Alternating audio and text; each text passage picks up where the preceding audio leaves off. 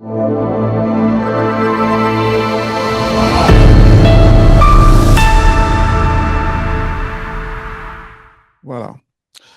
Bien-aimés mon Seigneur, nous voici encore ce mardi, le 8 juin, réunis ici, pour le certain en présentiel à notre église à Pont-de-Grâce, sur l'avenue Soké, et dans la commune de Kinshasa, mais pour les autres en ligne avec nous ici, connectés par Zoom, pour pouvoir partager ces merveilleux moments à étudier ensemble la parole de Dieu.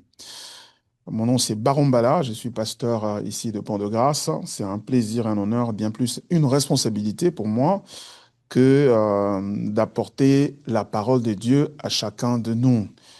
Nous sommes ici pour le Seigneur et c'est sur lui que nous allons focaliser notre attention pendant ces temps que nous allons partager ensemble.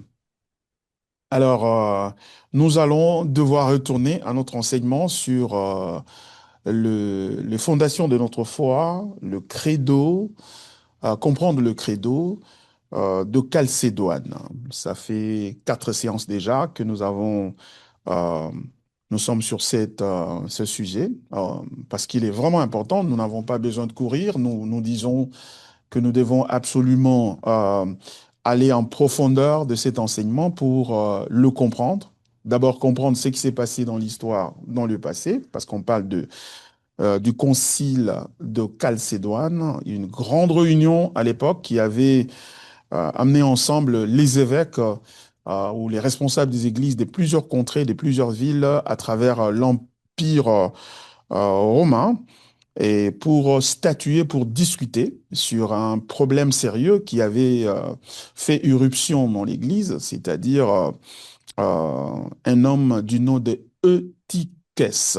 Eutychès avait initié, c'était un moine catholique, hein, c'était un moine, il avait initié une nouvelle doctrine, une certaine manière d'expliquer les deux natures de Jésus. Jésus qui est à la fois Dieu et à la fois homme, la manière dont il avait expliqué ces deux natures, la combinaison de ces deux natures-là, avait posé problème. Et d'ailleurs, il y avait dans ce qu'on appelle, euh, il y a eu un concile qu'on a appelé Concile d'Éphèse en 449, qui s'est retrouvé de façon un peu cavalière, de façon un peu désorganisée. Un groupe des évêques se sont retrouvés et ils ont approuvé la doctrine de Eutychès sur les deux natures de Jésus-Christ. Et cela avait créé un tollé de protestation, donc de remue-ménage, donc de murmures parmi les enfants de Dieu et d'autres qui disaient non, nous ne sommes pas d'accord avec ces conclusions-là de ces conciles-là qui s'est retrouvé à Éphèse en 449, qui a décidé que ce que Eutychès prêchait était vrai. Et qu'est-ce qu'il prêchait? Il enseignait que Jésus n'était pas un homme comme nous. Il était seulement Dieu et il n'avait qu'une apparence d'homme, mais en réalité, il n'avait pas l'humanité que nous avons aujourd'hui. Donc, ce n'était vraiment pas un homme à 100%. Pourquoi? Parce que selon son étude de la parole de Dieu, c'est-à-dire lui, Eutychès, ce moine-là, il avait étudié la parole et son étude a débouché ou l'a conduit à conclure que euh, Jésus, c'est Dieu devenu homme et quand il est devenu homme, son humanité n'est pas semblable à la nôtre. Par conséquent, euh, son humanité ressemble à une sorte de goutte de miel dans un océan. C'est-à-dire, quand on prend une goutte de miel, on jette ça dans l'océan, eh bien, ça s'absorbe, ça disparaît. Ça se trouve là-dedans, mais on ne sait plus l'identifier, on ne sait plus voir, et donc, mais il est fondamentalement Dieu. Ça paraissait quelque chose de bon et d'attrayant, mais tout de suite, ça provoquait des réactions à travers l'Empire romain euh, et l'Église qui était répandue dans l'Empire. Alors, finalement, l'empereur de l'époque, il s'appelait empereur Marcien, et l'impératrice, voulais-je dire, Pulchérie, avec l'appui de pape Léon I, ils ont convoqué une grande rencontre qu'on appelait un concile de l'Église qui a réuni 520 évêques qui sont venus de partout à travers l'Empire romain pour statuer, pour vérifier si ce que Eutychès avait enseigné était véritablement biblique, parce que il y a eu de contradictions. C'est un peu comme nous aujourd'hui, hein. Vous entendez les gens parler de l'évangile de la prospérité et d'autres qui disent non, l'évangile de la prospérité là n'est pas correct. Ou aussi l'évangile de la délivrance. Hein, la délivrance, un chrétien peut être possédé, etc. On doit les délivrer absolument après avoir reçu Jésus-Christ. Et d'autres personnes ne se mettent pas d'accord, ne sont pas d'accord avec ça.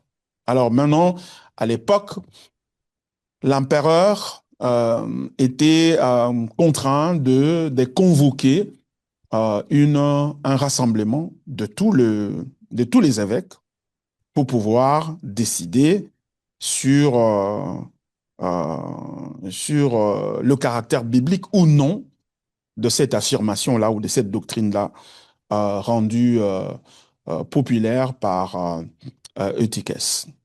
Alors, et ainsi, il y a eu ce concile-là, ils se sont retrouvés dans la ville qu'on appelle Chalcédoine. On l'appelait à l'époque Chalcédoine. Aujourd'hui, ça s'appelle Kadikoy. C'est en Turquie. Hein, c'est en Turquie.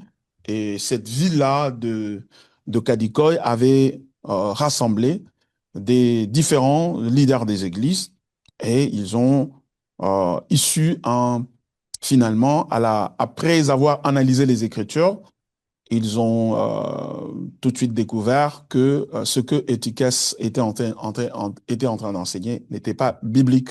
C'est pas ce que la Bible enseigne. Donc Jésus est pleinement homme et pleinement Dieu. Donc il n'a pas un semblant d'humanité en lui, mais il est fondamentalement humain et fondamentalement divin. Donc les deux natures ont été réunies en une seule et même personne.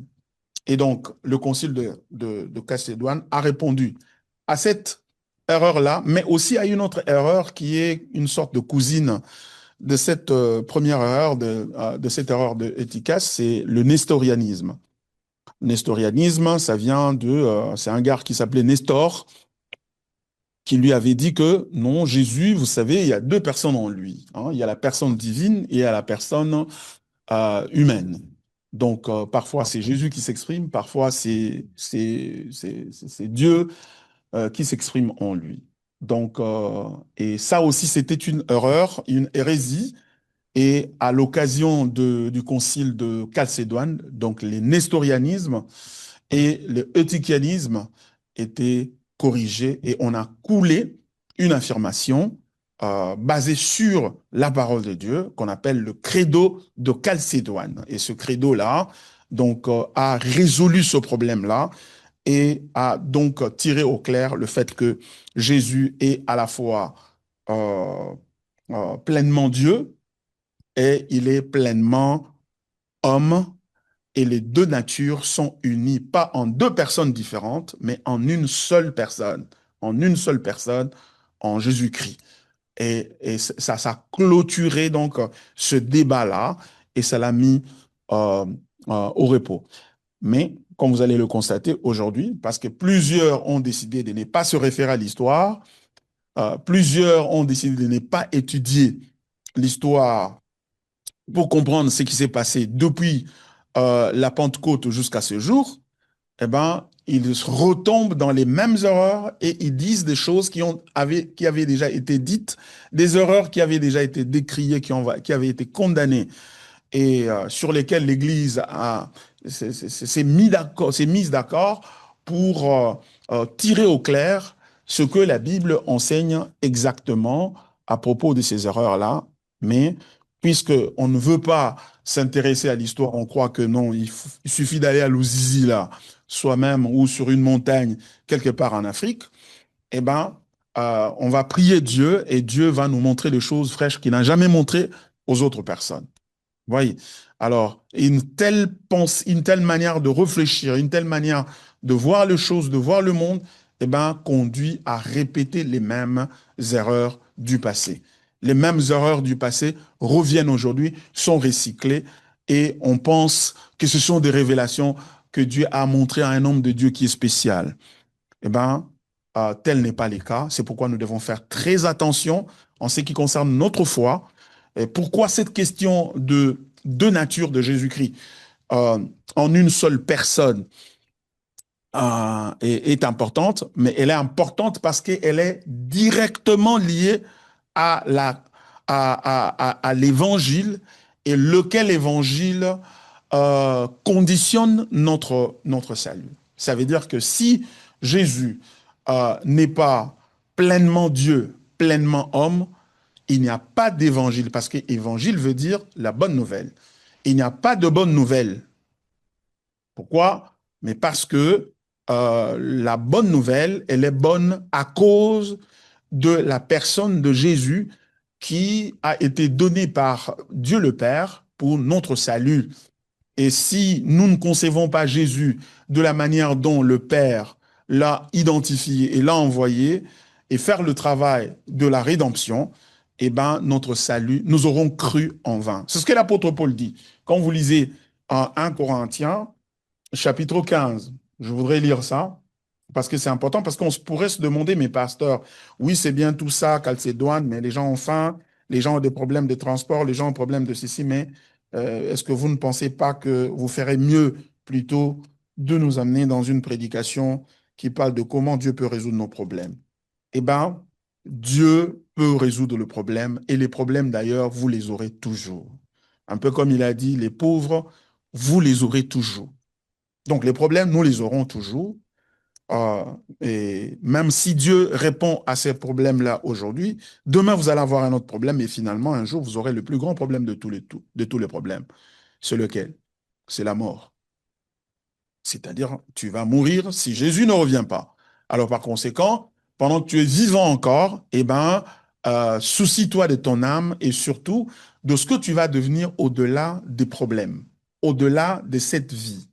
Oui, Jésus donne la parabole du riche et de Lazare, hein, du pauvre Lazare dans la Bible, dans les évangiles. Eh ben, il dit, bon, voilà, Lazare était un pauvre qui travaillait chez le riche. Eh ben, quand les deux sont morts, eh ben, quand les deux sont morts, ils arrivent de l'autre côté. Eh ben, le pauvre Lazare était avec le père Abraham et entre les deux, c'est-à-dire là où le riche se trouvait et euh, Lazare qui était avec le père Abraham, il y avait un fossé irréconciliable. Donc, il ne pouvait pas passer de l'autre côté. Et là où le riche était, c'était vraiment de la pauvreté, c'était dans la douleur, c'était dans la, dans la, lorsque vous entrez, vous fermez votre micro, comme ça nous évite les bruits. Donc c'était vraiment le malheur, c'était un malheur éternel. Voilà, là où le riche était. Pourquoi? Mais parce que pendant qu'il était vivant, il n'avait pas embrassé l'évangile. Vous voyez? Alors, du coup, il va dire, est-ce que Père Abraham, tu ne peux pas envoyer Lazare aller dire, tu ne peux pas envoyer Lazare aller prévenir, plutôt, tu ne peux pas envoyer des gens sur la terre pour des prophètes pour prévenir ma famille afin que eux aussi ne viennent pas ici après la mort, à cet endroit. Vous voyez, pourquoi? Mais parce que pendant que les gens sont vivants, ils sont plus préoccupés par le quotidien. Qu'est-ce que je vais manger? Qu'est-ce que je vais boire? Qu'est-ce que je vais manger? Qu'est-ce que je vais boire? Qu'est-ce que je vais devenir demain, etc. Ce sont des questions tout à fait légitimes. Et Dieu prend soin de ça. Et Dieu a de l'espace pour ce genre de problème. Hein, la Bible dit, et votre Père céleste prend soin de vous. Il connaît vos besoins. Il sait ce qu'il vous faut. Mais, mais il y a une autre réalité plus profonde, plus grande, et qui a des implications éternelles. C'est la réalité de notre salut. Et ce salut-là repose essentiellement sur la personne de Christ. Et nous ne pouvons jouir de ce salut que lorsque nous nous attachons à l'évangile tel qu'il a été enseigné. Et cet évangile-là repose essentiellement sur la personne de Jésus. C'est cela qui fait la différence entre le christianisme et les autres religions. Dans les autres religions, ils ont chacune de ces religions, elles ont un prophète, et le prophète vient avec un livre contenant des révélations que Dieu lui aurait données. Et ces révélations disent qu'est-ce qu'il faut faire, combien de fois il faut prier, qu'est-ce qu'il faut faire et ne pas faire pour être réconcilié avec Dieu. Dans le christianisme, nous n'avons pas un tel prophète. Nous n'avons pas un prophète qui nous pointe vers des choses à faire et à ne pas faire pour plaire à Dieu et en plaisant à Dieu que nous puissions être récompensés avec le salut. Nous n'avons pas un tel prophète dans le christianisme. Dans le christianisme, nous avons un homme Dieu, c'est-à-dire Jésus-Christ, le Fils de Dieu, qui est devenu humain et dont la vie se confond avec le salut. Il incarne le salut. Il est le salut.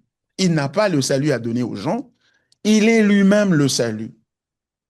Celui qui a le Fils de Dieu a la vie. Celui qui n'a pas le Fils de Dieu n'a pas la vie. Je vous écris ces choses afin que vous sachiez que vous avez la vie éternelle, vous qui croyez au nom du Fils de Dieu. Donc, 1 Jean 5, chapitre 11 à 13. Donc, dans le christianisme, le salut repose sur une personne. Donc, par conséquent, avoir une compréhension correcte de l'identité de cette personne-là est extrêmement important et conditionne notre salut et notre éternité. C'est ça. Et c'est en cela que se trouve la bonne nouvelle. C'est pourquoi l'apôtre Paul dit, dans 1 Corinthiens chapitre 15 que je voulais vous lire, à partir du verset 1er, je vous rappelle, frères, l'évangile que je vous ai annoncé, que vous avez reçu, dans lequel vous avez persévéré, et par lequel vous êtes sauvés. Si vous le retenez, tel que je vous l'ai annoncé, autrement vous auriez cru en vain. Donc, autrement, vous aurez cru en vain. Donc, si vous ne retenez pas l'évangile dans les termes que je voulais libeller, dans les termes que je voulais présenter, dans les termes que je voulais articuler, si vous ne suivez pas ça, vous aurez cru en vain. Votre foi serait vaine. Ce qui veut dire que ce qui vous sauve, ce n'est pas votre foi, mais c'est la personne en qui vous placez votre foi. Et cette personne, c'est Jésus-Christ.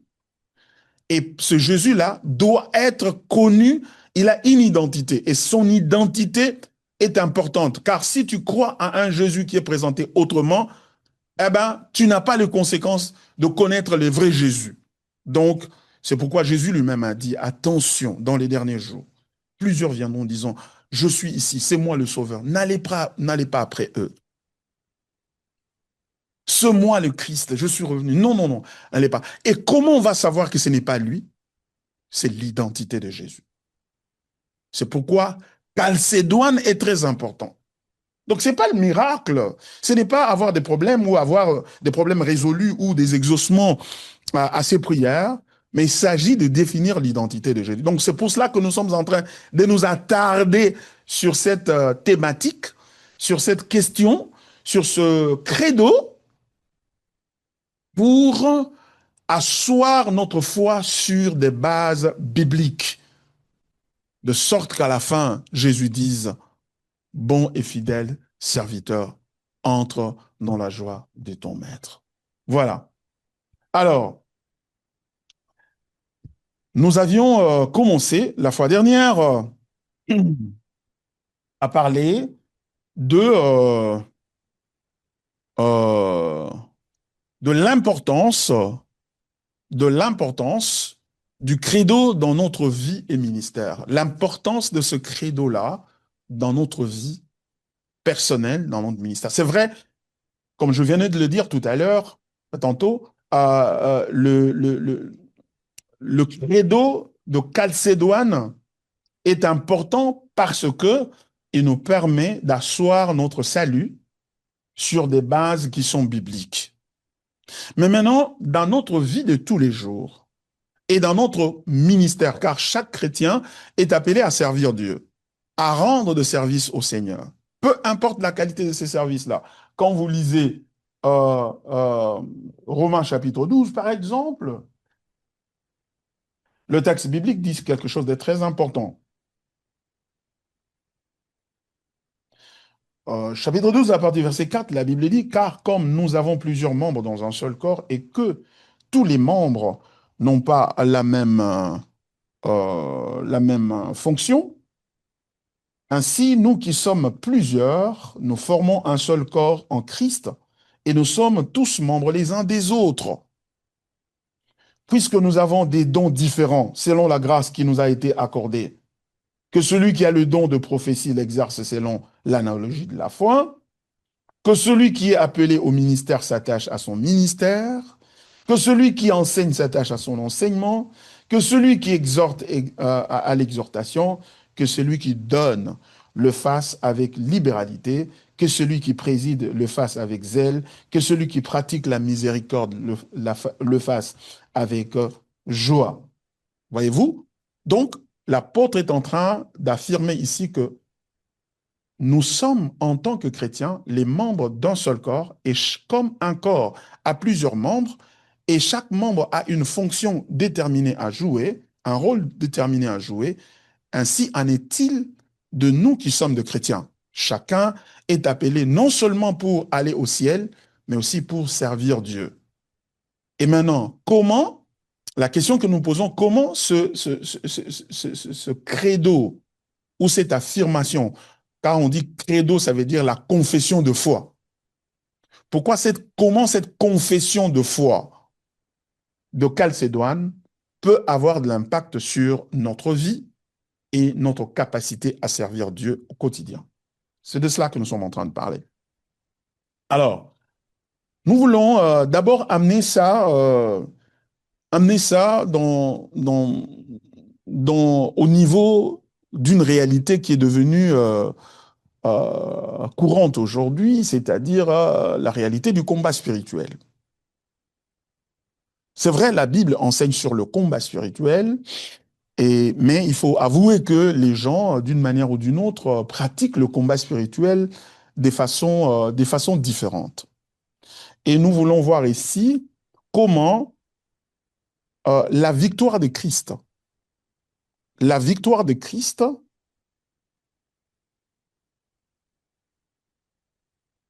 nous aide à vaincre dans le combat spirituel. En fait, ce que je voulais dire, c'est que comment l'humanité de Christ, qui est insistée ici dans le credo ou dans la confession de foi de Chalcédoine, est connectée à notre victoire dans le combat spirituel. C'est-à-dire, comment dans le combat spirituel, connaître que Jésus est homme, c'est-à-dire connaître qu'il est pleinement homme et pleinement Dieu, peut nous aider à vaincre dans le combat spirituel. C'est de cela que nous voulons parler. Donc, Christ vainqueur selon deux natures. La victoire divine sur les puissances des ténèbres, des puissances, vous vous rappelez, quand nous lisons Éphésiens chapitre 6, ce jour-ci, chaque mercredi, j'ai une étude biblique en ligne que je dirige, qui cadre avec le programme de Pont de Grâce ici à Seattle. Eh ben, nous sommes en train de parler du combat spirituel. Et le fameux texte euh, connu pour son encouragement au combat spirituel, c'est le texte d'Éphésiens chapitre 6, à partir du verset 10. Au reste, fortifiez-vous dans le Seigneur par sa force toute puissante. Revêtez-vous de toutes les armes de Dieu afin de pouvoir tenir ferme contre les ruses du diable. Car nous n'avons pas à lutter contre la chair et le sang, mais contre les dominations, contre les autorités, contre les princes de ce monde de ténèbres, contre les esprits méchants dans les lieux célestes. C'est pourquoi prenez toutes les armes de Dieu afin de pouvoir résister dans le mauvais jour et tenir ferme après avoir tout surmonté. Vous voyez, l'apôtre ici, après avoir enseigné sur 5 chapitres dans ce livre d'Éphésiens, il arrive au 6e chapitre, il parle du combat spirituel, mais il inscrit ce combat spirituel dans la logique ou dans l'idée ou dans la pensée de la victoire de Jésus, une victoire cosmique. Cosmique veut dire une victoire dans tout l'univers. Jésus n'a pas vaincu seulement sur la terre. Si vous allez sur Vénus, vous allez trouver qu'il a vaincu. Vous allez sur Mars, vous allez trouver qu'il a vaincu. Si vous allez sur n'importe quelle galaxie dans l'univers, la victoire que Jésus a décrochée sur Golgotha, au travers de sa mort et de sa résurrection, c'est une victoire qui s'applique sur tout l'univers. Pourquoi? Parce que le combat qui a été, dans lequel nous sommes engagés, n'est pas d'abord notre combat à nous, les chrétiens. C'est le combat qui a été engagé contre Dieu. Ce que Jésus a vaincu à la croix, c'est pas d'abord notre combat à nous, mais c'est un combat qui a été dirigé, qui est dirigé contre sa personne, contre son autorité, contre son règne, parce qu'il est le Fils de Dieu. Rappelez-vous, dans Colossiens chapitre 1, verset 16, la Bible dit tout a été créé par lui et pour lui. Ce qui veut dire que l'univers spirituel et physique ont été créés pour servir à la glorification de Jésus-Christ. Par conséquent, la rébellion que Satan a menée au ciel, le jour où la pensée est montée dans son cœur, de dire, je monterai sur la montagne du Très-Haut, je deviendrai comme les Très-Hauts, je deviendrai comme lui, par conséquent, je vais les concurrencer, je vais devenir indépendant de lui, parce que nous serons finalement des collègues, et ce jour-là, Dieu l'a jugé. Et quand il l'a jugé, il a précipité sur la terre. Et comment il a fait? Il a envoyé un ange et les anges qui les ont précipités sur la terre. C'est-à-dire, euh, Satan avait séduit dans sa rébellion à peu près le tiers des anges, un tiers. Donc si les anges de Dieu étaient 900, lui a pris 300 anges, il est parti avec. Vous voyez, donc le un tiers des anges sont partis avec lui. Et quand ils sont partis, eh ben, ils se sont coalisés pour s'opposer au règne de Jésus. Parce que maintenant, parce que tout a été créé par Jésus, c'est-à-dire au moyen de Jésus, et pour Jésus, eux ont été chassés du ciel, ils sont venus sur la terre et ils ont voulu faire de la terre leur domaine de règne. Ainsi, leur règne avait pour but de contester la souveraineté de Jésus et donc le royaume de Jésus, le règne de Jésus. Voyez-vous? Donc, tout le cosmos, c'est-à-dire l'univers dans sa totalité, avait euh, été sous le contrôle de Satan pour s'opposant à Dieu. C'est pourquoi on nous parle de car nous n'avons pas à lutter contre la chair et le sang, mais contre les dominations, contre les autorités, contre les princes de ce monde de ténèbres, contre les esprits méchants. Où c'est? Dans le lieu céleste. Dans le lieu céleste. Alors, maintenant, l'humanité de Jésus est une conséquence importante, est une vérité importante que nous devons connaître pour pouvoir comprendre la victoire que Christ a décrochée à la croix et vivre cette victoire-là. Comment ça? Je vais vous envoyer un article que j'ai conçu hier. J'étais très tard dans la nuit, en train de lire un livre très intéressant. C'est ce livre ici. J'étais en train de lire hier. C'est intitulé quoi? Un très beau livre. Sin, the Law and the Glory of the Gospel. Le péché, la loi et la gloire de l'Évangile. C'est écrit par Joseph Bellamy. Joseph Bellamy, un très bon livre, hein, si vous le trouvez, lisez-le. Et pendant que je le lisais, et du coup, j'ai eu une sorte d'idée, d'insight, donc une idée qui m'est venue à la lumière de ce que je lisais. Et j'ai écrit, je commençais à écrire, j'ai laissé le livre de côté, Et j'ai commencé à écrire sur mon téléphone. J'ai écrit jusqu'à 1 heure du matin, presque 2 heures du matin. J'étais en train d'écrire et ça m'avait tellement absorbé que j'ai tenu à tout prix à mettre cette idée par écrit. Qu'est-ce que, qu'est-ce que j'avais compris? J'avais compris quelque chose qui m'a aidé à comprendre pourquoi l'humanité de Jésus est très importante dans le combat spirituel.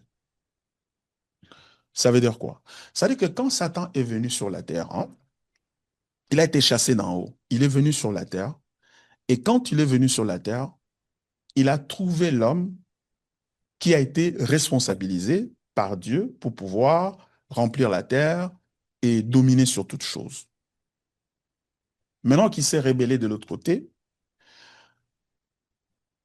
Satan a voulu faire tomber l'homme dans le péché, et ça c'est très important, je vais le dire très doucement pour que vous puissiez comprendre. Satan a voulu faire tomber l'homme dans le péché, non pas seulement dans le but de se venger contre Dieu, c'est-à-dire tu m'as chassé là-bas d'en haut, je viens en bas, je vais abîmer tes histoires. Ce que tu veux faire sur la terre là, moi je vais t'empêcher de le faire. C'est vrai, c'était une vengeance. Parce qu'il s'oppose à tout ce qui s'appelle Dieu. Il s'oppose à l'idée qu'au-dessus de lui soit quelqu'un qui règne et qui lui dise ce qu'il doit faire. C'est un rebelle c'est un rebelle dès l'instant où le mal est entré dans son cœur. Il n'avait pas été créé comme ça. Il était créé pur, parce que de Dieu ne peut pas venir quelque chose d'impur, de souillé. Mais le mal est entré dans son cœur. Comment? Ça restera un mystère pour nous jusqu'à ce que un jour nous verrons le Seigneur et nous comprendrons ces choses. C'est vrai, nous pouvons nous poser toutes sortes de questions autour de cette réalité-là. Mais oui, mais comment, mais c'est mal-là, c'est venu comment? Mes amis, je suis désolé, je ne suis pas Dieu, je ne suis même pas son assistant pour pouvoir vous expliquer tout ce qui s'est passé dans les coulisses pour que on en arrive là. C'est pourquoi la Bible dit, or sans la foi, il est impossible de lui être agréable. Car il faut que ceux qui s'approchent de Dieu croient que Dieu existe, qu'il est le rémunérateur de ceux qui les cherchent. Donc, ces choses, je fais confiance à Dieu parce que c'est écrit pour moi. Ah ben c'est écrit parce que toute écriture, dit la Bible, est inspirée de Dieu. Donc par conséquent, je crois, le mal est entré dans le diable, il a voulu, il s'est rébellé contre Dieu, Dieu l'a chassé, il est venu sur la terre. Mais maintenant, regardez, quelque chose de très intéressant, c'est que le diable a voulu détruire l'œuvre de Dieu. Mais pourquoi il a voulu détruire l'œuvre de Dieu? En tentant, en amenant l'homme à la tentation et à désobéir à Dieu. C'était pour mettre Dieu devant un dilemme. C'est ce que j'ai compris sur base de cet auteur et aussi de d'autres textes que j'ai dû évoquer dans mon petit article là que je pourrais vous envoyer. Je pourrais envoyer ça dans le groupe de l'Église et puis vous allez aussi le lire. C'était seulement merveilleux. Ça m'a beaucoup fortifié et ça m'a aidé à mieux comprendre les choses. C'est-à-dire que le diable a voulu mettre Dieu devant un dilemme. Le dilemme, c'est celui-ci. Il a été chassé d'en haut, donc il a été jugé. Et Dieu a cette approche où il prononce un jugement sur quelqu'un et il choisit un autre jour ou un autre moment pour exécuter ce jugement-là. C'est un peu comme vous allez aussi, en fait, c'est ce qu'on voit aussi aujourd'hui dans le système judiciaire. Le jour où on fait le prononcé du jugement, devant le tribunal, après avoir comparu et tout ça, des plaidoiries ont été faites, tout ça, on a pris l'affaire en délibéré par le juge, et ben voilà, il se retire, il conçoit son jugement et il vient le prononcer. Ce jour-là est différent du jour où on va exécuter.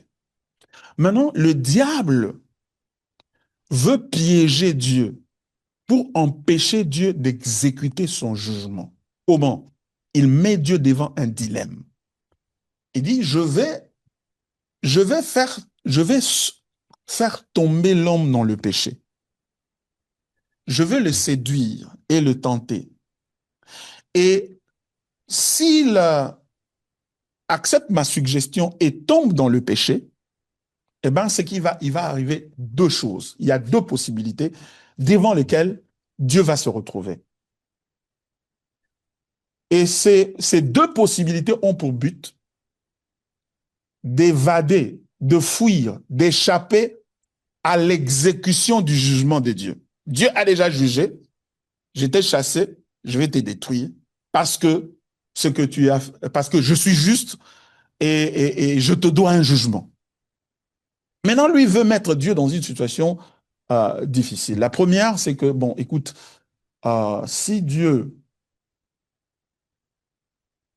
je fais tomber l'homme dans le péché, la première possibilité de Dieu, c'est que Dieu avait dit à l'homme, le jour où tu mangeras de ce fruit, tu vas mourir. Donc, si je le fais tomber, Dieu est obligé maintenant de détruire l'homme.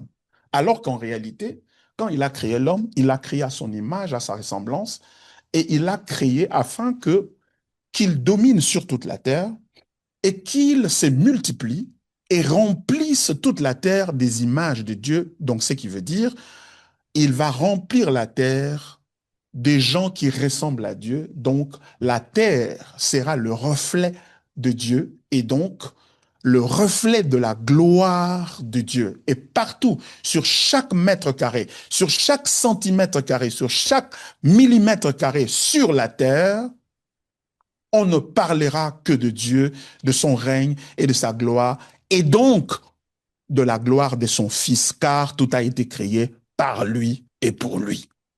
Donc, si je fais tomber l'homme dans le péché, Dieu sera obligé de tuer cet homme, de le juger, comme il m'a jugé. Il sera obligé de juger cette personne, et quand il va juger cette personne, qu'est-ce qui va arriver?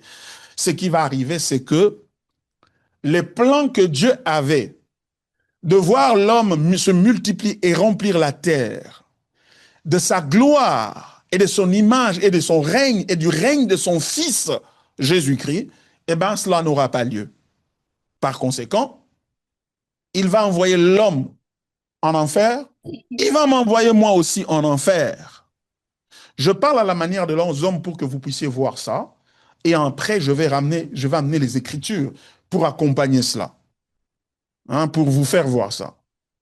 Alors, je vais amener l'homme. Donc, du coup, je vais amener, donc Dieu va envoyer, non seulement m'envoyer moi et les rebelles qui sont avec moi, les anges, qui sont des démons maintenant, en enfer, mais il va envoyer aussi l'homme en enfer. Par conséquent, Dieu aura commencé une entreprise qui n'aura pas réussi, qui n'aura pas atteint son but. Je serais content d'aller en enfer, parce que l'enfer, c'est un lieu de frustration. Quiconque se retrouve en enfer, ça veut dire il voulait faire quelque chose, mais ça n'a pas réussi. Et dans le cas d'espèce, il voulait devenir comme Dieu, Satan voulait devenir comme Dieu, et l'homme a été tenté pour devenir aussi comme Dieu, c'est-à-dire le jour où tu mangeras, Dieu sait que le jour où vous en mangerez, vos yeux s'ouvriront, vous deviendrez comme lui. Et vous vouliez devenir comme Dieu, Dieu vous juge et vous envoie en enfer. Lui, Satan, voulait devenir comme Dieu, Dieu le juge et l'envoie en enfer. Donc, l'enfer, c'est un lieu des frustrés. Des gens qui ont voulu faire des choses, mais qui n'ont pas essayé de mater. Et Dieu l'a aussi maté. Voyez-vous? Et Satan se dirait, j'irai en enfer frustré que je n'ai pas accompli mon désir. Et Dieu aussi restera aussi frustré. Pourquoi? Parce que dans l'homme, il voulait accomplir un plan qui l'amènerait à remplir toute la terre de sa gloire et ainsi installer son fils comme le roi sur cette humanité-là, parce que ça a été créé par lui et pour lui. Donc Dieu aussi sera frustré. Donc nous aurons en enfer des gens frustrés, un diable frustré et l'homme frustré, et nous aurons au ciel aussi un Dieu frustré qui ne serait pas arrivé à bout de ses reins. Ça, c'est la première possibilité. Donc, si je le fais tomber dans le mal, Dieu sera devant. Si je fais tomber l'homme dans la tentation, Dieu sera devant un dilemme. si j'applique ma justice, ils vont tous aller mourir là-bas. Moi aussi, je serai frustré. Donc, le diable m'aura laissé avec un défaut. Atiganga na défaut, na tigala na défaut, mon. En voulant le sanctionner, j'ai hérité d'un défaut, d'une frustration qui fait que j'avais voulu faire quelque chose et je l'aurais pas fait. Et rappelons-nous, Ésaïe chapitre 46, c'est ce que Ésaïe 46 dit. Ah, ou quoi appeler à Ésaïe? Ésaïe 46, rappelons-nous ce texte-là.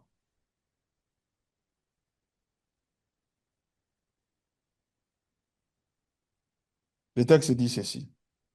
46 à partir du verset 9. Souvenez-vous de ce qui s'est passé dès les temps anciens. Écoutez, car je suis Dieu et il n'y en a point d'autre. Je suis Dieu et nul n'est semblable à moi. Nul n'est semblable à moi.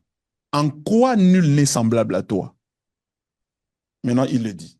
Il dit, j'annonce dès le commencement ce qui doit arriver. Et longtemps d'avance ce qui n'est pas encore accompli. Je dis, mes arrêts subsisteront et j'exécuterai toute ma volonté. C'est moi qui appelle de l'Orient un oiseau de proie, d'une terre lointaine un homme pour accomplir mes desseins. Je l'ai dit et je le réaliserai. Je l'ai conçu et je l'exécuterai. Donc Dieu dit, je suis différent, nul n'est comme moi, parce que je suis unique. Et ce qui fait que je sois unique, c'est le fait que quand je planifie de faire quelque chose, ça s'accomplit. J'ai dit les choses dès les commencements et je les accomplis. Et maintenant, Satan tente l'homme pour mettre Dieu dans une condition d'incapacité de démontrer qu'il est Dieu. Or, lui voulait devenir Dieu et Dieu le lui a refusé en le jugeant. Donc, lui aussi veut mettre Dieu dans une situation où il ne serait pas Dieu, car Dieu veut dire, tu dis une chose, la chose s'accomplit. Tu as dit, après avoir créé l'homme et la femme, tu les as mis, Dieu les bénit et leur dit, remplissez la terre, multipliez, remplissez la terre et dominez sur toute chose. Mais maintenant, il est fait tomber dans le péché, mais puisqu'il est juste, il est un Dieu parfait, il leur doit un jugement. Et s'il exécute ce jugement-là, par conséquent, ce que Dieu avait dit au départ ne s'est pas accompli. Donc Satan va laisser Dieu frustré. Ça, c'est la première chose. La deuxième option, c'est celle-ci. La deuxième option, c'est que Dieu se verrait, dit, mais écoute, si je les détruis, mes plans-là ne vont pas s'accomplir. Est-ce qu'il n'y a pas moyen que je puisse arrondir un peu les angles? C'est-à-dire d'être pas trop rigoureux, un ticariguervier. Donc, d'être un peu moins rigoureux et faire en sorte que j'accomplisse mes plans, mais que je ne punisse pas l'homme, je ne puisse pas lui infliger le jugement dont il est digne, qu'il mérite en fait.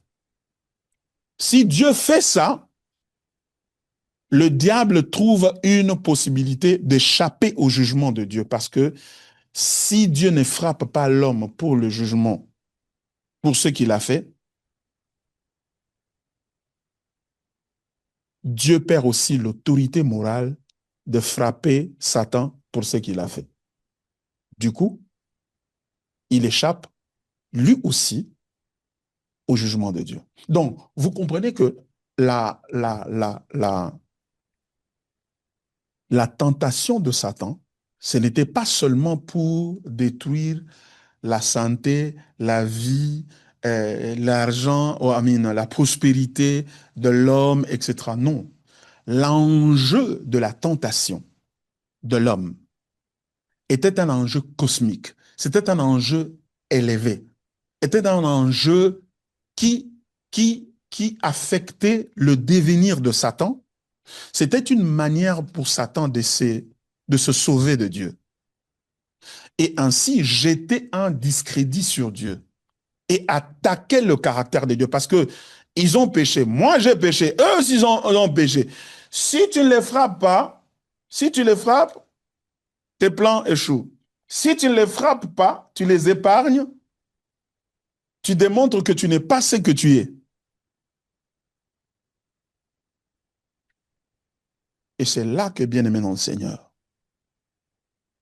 Dieu va démontrer une sagesse incroyable et inimaginable. Et vous commencez à sentir, à comprendre ce que l'apôtre Paul dit lorsque, dans 1 Corinthiens chapitre 2, il affirme ce qui suit. 1 Corinthiens chapitre 2, parlant de la sagesse de Dieu. Hein? Pour moi, frère, bon, partie du premier verset, hein. Pour moi, frère, lorsque je suis allé chez vous, ce n'est pas avec une supériorité de langage ou de sagesse que je suis allé vous annoncer le témoignage de Dieu, car je n'ai pas eu la pensée de savoir parmi vous autre chose que Jésus-Christ et Jésus-Christ crucifié. Quand il est en train de dire Jésus-Christ et Jésus-Christ crucifié, le Jésus-Christ crucifié, il est en train de parler de l'humanité de Jésus-Christ. Parce que s'il était seulement Dieu et qu'il n'était pas homme, il ne pouvait pas être éligible à la crucifixion, il ne pouvait pas être crucifiable. Donc le fait qu'il soit crucifié parle de son humanité. Une humanité fragile qui est capable de subir la torture et finalement la mort. Voyez-vous? Mais regardez dans quel contexte il est en train de placer cette humanité crucifiée de Jésus-Christ. Il dit, moi-même, j'étais auprès de vous, verset 3, dans un état de faiblesse, de crainte et de tremblement, et de grand tremblement. Et ma parole et ma prédication ne reposaient pas sur les discours persuasifs de la sagesse, mais sur une démonstration d'esprit et de puissance, afin que votre foi fût fondée non sur la sagesse des hommes, mais sur la puissance de Dieu. Cependant, c'est une sagesse que nous prêchons parmi les parfaits. Sagesse qui n'est pas de ce siècle, ni des chefs de ce siècle, qui vont être anéantis. C'est une sagesse supérieure. Pourquoi? Parce que c'est une sagesse qui a permis de sortir Dieu du dilemme dans lequel le diable l'avait placé, en tentant l'homme, en l'amenant à commettre le péché, en vue ultimement de se sauver lui-même, Satan. Il a voulu être son propre sauveur. Il n'a pas voulu s'humilier devant Dieu ou dépendre de Dieu. Il a voulu démontrer qu'il est capable de se sauver lui-même. Et il a voulu coincer Dieu en faisant tomber l'homme dans le péché. Mais ce qu'il ne savait pas, c'est de Dieu va émerger une sagesse, une troisième voie. Il n'avait placé que deux voies.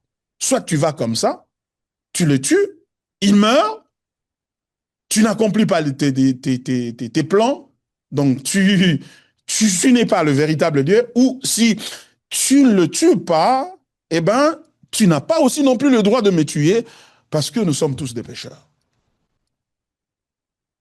Et Dieu va sortir une troisième voie, c'est Christ crucifié, qui est la sagesse infiniment de Dieu. Regardez, il dit, cependant, verset 6, c'est une sagesse que nous prêchons parmi les parfaits, sagesse qui n'est pas de ce siècle, ni des chefs de ce siècle, qui vont être anéantis. Nous prêchons la sagesse de Dieu, mystérieuse et cachée, que Dieu, avant le siècle, avant même que le diable ne conçoive ce dilemme-là et n'ait l'impression de placer Dieu dans un coin où il n'a pas d'issue, dans un cul-de-sac. Mais regardez, nous prêchons la sagesse de Dieu, mystérieuse et cachée, que Dieu, avant les siècles, avait destinée pour notre gloire. Sagesse qu'aucun des chefs de ce siècle n'a connue. Car s'ils l'eussent connue, ils n'auraient pas crucifié le Seigneur de gloire. Mais comme il est écrit, ce sont des choses que l'œil n'a point vues, que l'oreille n'a point entendues, et qui ne sont point montées au cœur de l'homme. Des choses que Dieu a préparées pour ceux qu'il aime. Dieu nous les a révélées par l'Esprit, car l'Esprit sonde tout, même les profondeurs de Dieu. Voyez-vous? L'évangile, c'est la sagesse infinie de Dieu. Et c'est pourquoi l'apôtre Paul dit dans Éphésiens qu'au travers de l'Église, Dieu a voulu que les puissances des ténèbres, les puissances cosmiques, car nous n'avons pas à lutter contre la chair et le sang, mais contre les autorités, les principautés, etc., qu'ils connaissent au travers de l'Église la sagesse infiniment variée de Dieu. Et comment Dieu a fait cela? Ce que Dieu a décidé, à la fois, parce que l'objectif du diable, en le plaçant devant le dilemme, c'était de l'amener à négocier sur sa justice ou de compromettre sa divinité en démontrant son incapacité à mener à bout ses desseins ou ses projets ou ses plans. Et Dieu a démontré par Christ que il a tenu à la fois sa justice et de l'autre côté, il a tenu aussi à l'accomplissement de ses plans. Comment? C'est que il a, dans sa sagesse infinie, avant même la création du monde, il a prédestiné un groupe de gens à être ses élus et par eux accomplir sur la terre ce que le péché voulait démontrer au sujet de Dieu, c'est-à-dire l'incapacité de Dieu à accomplir ses desseins. Ça, c'est un. Et de deux, pour accomplir cela, c'est-à-dire que le fait qu'il ait élu et prédestiné des gens avant la création du monde crée la nécessité pour lui, Dieu, de porter la chair humaine, de devenir homme, pour s'assurer que, à la fois dans sa chair, l'humanité va être préservée, ou tout au moins une partie de l'humanité va être préservée, pour accomplir ses desseins de remplir la terre de l'image de Dieu et donc de la gloire de Dieu. Et d'autre part, il va exercer sa justice sur la même humanité tout en l'annulant pas, tout en évitant de l'annuler complètement. Waouh! Et quand Dieu porte la chair humaine en Jésus-Christ, il devient comme l'un de nous en Jésus-Christ. Il prend notre place à la croix. Il meurt pour les élus. Les élus qui étaient, comme qui dirait, emprisonnés dans Adam, car tous ont péché, sont privés de la gloire de Dieu. Et donc, quand Adam, en tant que représentant de toute l'humanité, avait commis le péché contre Dieu, c'est toute l'humanité qui était perdue ensemble avec lui et donc condamnée à la destruction. Mais Jésus vient, il porte la nature humaine pour un groupe de gens que Dieu avait choisi, car la Bible dit, dans Romains chapitre 8, verset 29, car ceux qu'il a connus d'avance, il les a aussi prédestinés à être semblables à l'image de son Fils, afin que son Fils fût le premier-né entre plusieurs frères. Et dans Éphésiens chapitre 1, verset 4, la Bible dit, en lui, Dieu nous a élus avant la fondation du monde, avant que cette pensée méchante ne monte dans le cœur de Satan pour piéger Dieu. Dieu avait déjà conçu qu'il veut me piéger pour que j'annule qu'en faisant commettre à l'humanité le péché, que je puisse détruire toute l'humanité. Mais moi, j'ai pris la précaution d'avoir dans cette grande humanité-là un groupe, un peuple de gens qui va m'appartenir. Et pour eux, je porterai la chair et je viendrai pour mourir, pour les sauvegarder, tout en accomplissant la justice sur le reste des autres hommes. Par conséquent, les diables vont se retrouver en enfer avec, non pas avec toute l'humanité, il va se retrouver en enfer avec une partie de l'humanité. Et Dieu va épargner une autre partie de l'humanité qui va continuer et accomplir parfaitement le désir qu'il avait exprimé au premier Adam, au premier homme. Il est béni, il dit multipliez et remplissez la terre. Et ceux-ci vont remplir la terre, donc par conséquent, par l'œuvre de la rédemption, la justice des dieux est maintenue et appliquée dans toute sa rigueur, et en même temps, la miséricorde de Dieu, la grâce de Dieu va épargner certaines personnes. Et ainsi, Christ, par sa nature humaine qui va porter, il va ainsi épargner ces gens-là. Et quand Christ accomplit cette œuvre-là à la croix, mes frères et sœurs, c'est pourquoi dans Colossiens chapitre 2, la Bible dit, il les a livrés publiquement en spectacle. Livrés en spectacle, là, ça veut dire qu'il a déjoué le plan qui avait pour but de coincer Dieu et démontrer qu'il a une troncature en lui, il a une faiblesse en lui. Il ne peut pas être Dieu parce que soit il a le choix, soit d'être juste ou de faire en sorte que ses désirs ne s'accomplissent pas. Qu'il choisisse entre les deux. Il veut que ses désirs s'accomplissent ou bien il veut être juste. Il ne peut pas voir les deux à la fois. Soit ses désirs de remplir la terre des hommes pour sa glorification s'accomplit, ou soit sa justice. Il va négocier, hein? Il va aller à Washington. On doit négocier un plan de paix entre lui et Satan. Il dit, bon, d'accord, bon, d'accord, je vais les laisser continuer quand même à vivre, mais toi aussi, bon, je vais te donner aussi, je vais créer aussi un autre endroit où tu vas régner, mais je ne vais pas te sanctionner parce que sinon, si je vous sanctionne, vous deux, moi, je suis le plus grand perdant. Il n'y a pas de négociation. La Bible dit, car la justice de Dieu a été manifestée. Et quand je lis Romains chapitre 3, mes amis, je sens la beauté de l'évangile et je dis, mon Dieu, quelle merveilleuse nouvelle! Quelle merveilleuse nouvelle! Regardons, quand nous lisons maintenant Romains chapitre 3, la Bible dit ceci. Oh God. Verset 23. Car tous ont péché, ils sont privés de la gloire de Dieu et ils sont gratuitement justifiés par sa grâce, par le moyen de la rédemption qui est en Jésus-Christ.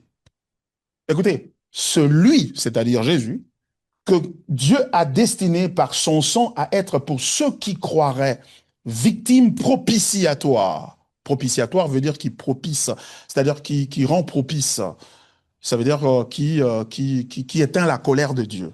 Hein, qui a victime propitiatoire afin de montrer sa justice parce qu'il avait laissé impunis les péchés commis auparavant. Au temps de sa patience, afin de montrer sa justice dans le temps présent, de manière à être juste, tout en justifiant celui qui a la foi en Jésus-Christ. Donc, il démontre sa justice. Lui voulait le coincer pour qu'il négocie sur sa justice. Comme ça, en négociant, lui aussi va échapper au jugement éternel. Mais quand Christ est mort sur la croix, mes frères et sœurs, il a scellé la condamnation de Satan. Il a scellé la condamnation de Satan et il les a livrés en spectacle en démontrant leurs mensonges et leur incapacité de coincer Dieu et donc d'échapper au jugement de Dieu. Le diable a été condamné. Et remarquez quelque chose. Christ fait ceci à la croix pendant que et le diable, et les démons, et les hommes ont déferlé sur lui, c'est-à-dire ils se sont liés. Donc ils se sont coalisés pour sa destruction. Ne se rendant pas compte que c'est par son humanité là, ce sacrifice qu'il était en train de faire, qu'il a honoré la justice de Dieu et par conséquent, il a établi la condamnation du diable. Et ainsi, la victoire, Christ a vaincu le péché, il a vaincu Satan et les démons, il a vaincu le monde, il a vaincu la chair. En un seul acte, il a vaincu toutes ces choses-là. En un seul acte. Et en le faisant ainsi, mes frères, il a pu faire ainsi, voulais-je dire, il a pu faire ainsi à cause de son humanité. Sans l'humanité, il ne pouvait pas faire ça. Parce qu'il devait être homme pour remplacer les hommes à la croix. Sans l'humanité de Jésus, pareille victoire ne serait pas possible. C'est pourquoi l'apôtre Paul dit, dans le livre d'Éphésiens, il est en train de nous démontrer que Christ a remporté la victoire. La victoire qu'il a remportée, ce n'est pas une victoire des familles, une victoire au travail, une victoire à l'école, une victoire dans la maladie, dans la santé. C'est une plus grande victoire. C'est une victoire cosmique de l'univers. C'est-à-dire, le diable n'était pas seulement en train de diriger, de gouverner les familles et de dominer les gens. Car la Bible dit, le monde entier gît sous la puissance du malin. Il le faisait à partir de cieux, à partir d'un point élevé, d'une autorité qu'il avait. Et cette autorité lui est venue par le fait qu'il a tenté l'homme, il a fait tomber dans le péché, il est devenu son chef. Mais Christ l'a vaincu. Et Christ l'ayant vaincu dans ce domaine-là, tout ce qui est du combat de famille, combat au lieu du travail, combat au lieu des affaires, combat dans la santé, dans les mariages, etc., trouver sa force dans l'autorité cosmique. Et quand cette autorité cosmique a été renversée, tout ce qui est en bas a été renversé. C'est pourquoi l'apôtre Paul dit, demeurez ferme. Parce que le combat ne consiste pas à utiliser les armes spirituelles pour vaincre. Le combat consiste à utiliser les armes spirituelles pour demeurer dans la victoire. Car la victoire a déjà été acquise.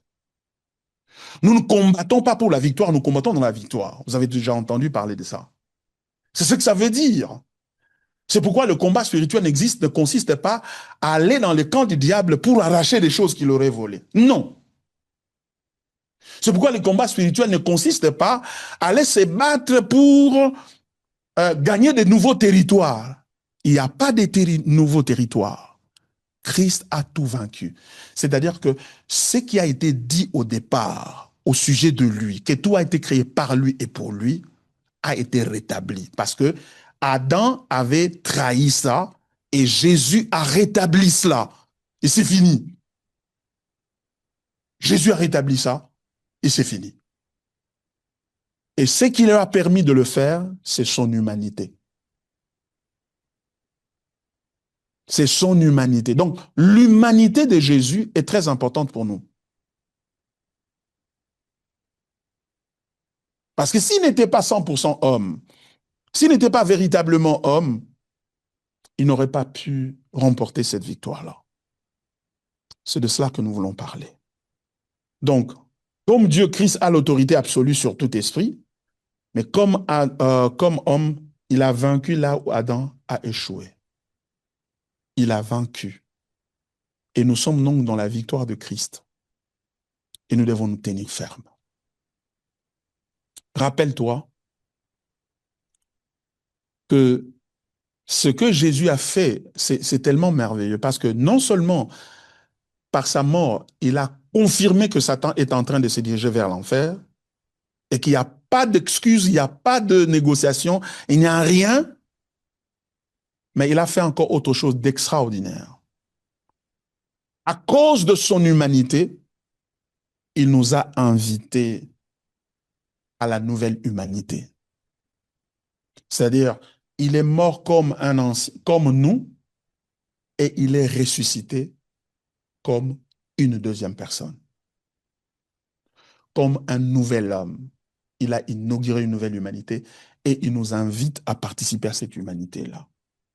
Et il nous invite à être comme lui. Par conséquent, il a formé une nouvelle humanité, un nouveau groupe, il a formé un nouveau mouvement. Ça s'appelle l'Église. Ça s'appelle l'Église. Ça s'appelle l'Église. Donc maintenant, nous faisons partie de l'Église. Et c'est cette Église-là qu'il a laissée dans le monde. Et c'est pour cela qu'il était en train de prier. Dans Jean chapitre 17, il disait, Père, je ne te prie pas de les ôter du monde, mais de les garder du monde. Ils sont dans le monde, mais ils ne sont pas du monde. Tu as une autre identité. Donc, tu n'as pas les liens de ta famille, de ton père, de ta mère, de ceci, de cela. Pourquoi? Parce que lorsque quelqu'un est en Christ, il est une nouvelle créature. Les choses anciennes sont passées et voici toutes choses sont devenues nouvelles. 2 Corinthiens chapitre 5, verset 17. Nous sommes une nouvelle humanité en Jésus-Christ. Par conséquent, et regardez la beauté de la chose. Laissez-moi vous partager la beauté de cette réalité que d'être Église. Regardez la beauté. La beauté de ça, c'est l'humiliation du diable. Quand on dit, il les a livrés en spectacle, en fait, il a fait encore mieux au travers de l'Église. Pourquoi? Parce que l'Église est constituée des ex-esclaves du diable, des ex-captifs du diable, des ex-prisonniers du péché, du mensonge, du vol, de maladie, de possession, etc. Ce sont ces gens-là que Jésus a enlevé du pouvoir de Satan, mais que maintenant, qu'il a amené dans son humanité à lui, et maintenant, il les envoie pour, pour combattre le diable, pour résister le diable. C'est-à-dire, des ex-prisonniers du diable deviennent des nouveaux poutrons sur le diable. Ils ont le pouvoir sur lui. Et l'humanité de Jésus nous donne la possibilité d'être Église et de nous identifier avec Jésus. Et nous pouvons résister au diable. C'est pourquoi la Bible dit, résistez-lui avec une foi ferme. Résistez-le. Nous pouvons résister au diable. Vous voyez, tu es Église, tu n'es pas quelqu'un d'isolé là, un malheureux qui est en train de souffrir et il doit gêner pour demander à Dieu, please, s'il te plaît, viens. Non, non, non, non, non, non, non, non, non. Bien-aimés, nous avons été rachetés au grand prix. Nous avons été appelés à sortir du monde. Nous sommes morts avec Christ. Nous sommes ensevelis ensemble avec lui. Nous sommes ressuscités ensemble avec lui. Et nous sommes montés au ciel ensemble avec lui. C'est pas fini. Nous sommes assis à la droite de Dieu ensemble avec lui. C'est ça. Ou quoi? À cause de son humanité. Donc, en d'autres termes, nous avons notre capitaine qui nous a déjà précédé, qui est au ciel. Il y a un homme qui est déjà au ciel pour nous. Et sa présence au ciel est la preuve de notre présence au ciel parce que nous sommes unis avec lui. Nous n'avons pas été sauvés par une liste de choses à faire, à ne pas faire. À partir de jeudi, commence à venir à Pont-de-Grâce. À partir de jeudi, arrête de filmer, arrête de voler, sinon tu vas rater l'enlèvement. Fais ceci. Non, nous ne sommes pas sauvés de cette manière-là.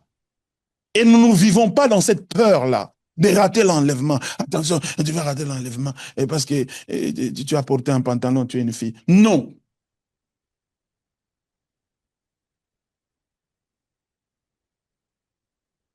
nous sommes sauvés par l'union avec le Fils de Dieu.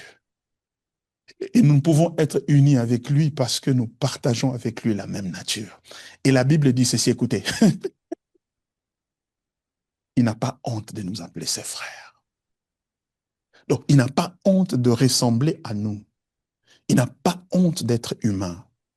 Ce qui veut dire, il aime l'humanité. C'est comme si Jésus a osé la et aole lango penda dongo sentir que nous abana osé lango aembango abana osé la comme moto. Et ça l'est bien. C'est pourquoi Dieu aime l'humanité. C'est pourquoi, mes frères et sœurs, aimons-nous les uns les autres. C'est pourquoi, mes frères et sœurs, pardonnons-nous les uns les autres. Le combat consiste à aimer l'humanité, car Dieu a aimé l'humanité. Quand nous aimons l'humanité, nous sommes unis avec Dieu dans cette humanité-là. Il a tellement aimé cette humanité que lui-même a participé à cette humanité. Il n'a pas eu peur. Il ne s'est pas gêné. Il aime ça. C'est pourquoi aime les gens. Zala bien abato. Omoni moto ata omoni na nzela. Alatine bien te azabo nambo. So monie kanisa ke nzamba lingiye. Nzamba za olela pendaka koma moto. Tipa komi moto. Sozana ma opesa ye pesa ye. Suzanne lipa opesa ye pesa ye. Ata salut ma besoin c'est malam. Vous voyez pourquoi Dieu a dit ne rendez pas le mal par le mal. Rendez le bien. Soyez bien avec les autres.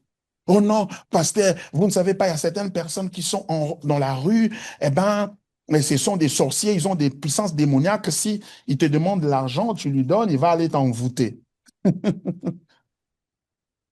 Ba envoûter nani yo? Ba na bat na ba envoûter. On ne va pas t'envoûter, toi. Pourquoi? Parce que tu es uni à l'humanité de Jésus. Et pour toi, Jésus a donné sa vie. C'est pourquoi il faut apprécier les gens. C'est pourquoi l'apôtre Jacques même dit que ne faites pas exception des personnes. Quand quelqu'un entre dans l'église, il dit, lui est très bien habillé là, mets-toi devant à côté du pasteur. Et l'autre là qui entre en lambeau dit, non, non, toi, sois derrière là-bas. Non, ne faites pas ça. Dieu aime les hommes. Car Dieu a tant aimé le monde qu'il a donné son Fils unique. N'invoquez pas le feu sur qui, n'appelez pas la malédiction, car c'est vous associer au diable. C'est pourquoi, même lorsque nous devenons des politiciens, nous devons faire des politiques qui permettent aux autres de trouver le sourire. Car lorsqu'il rit, Dieu rit. Car Dieu aime l'humanité. Oh, j'aimerais un jour avoir le temps d'aller parler aux parlementaires. Quand je serai à Kinshasa, je vais demander une occasion de parler aux parlementaires et de leur dire, confectionner des politiques et des lois qui font la promotion de l'humanité, car Dieu aime l'humanité. Dieu aime les hommes.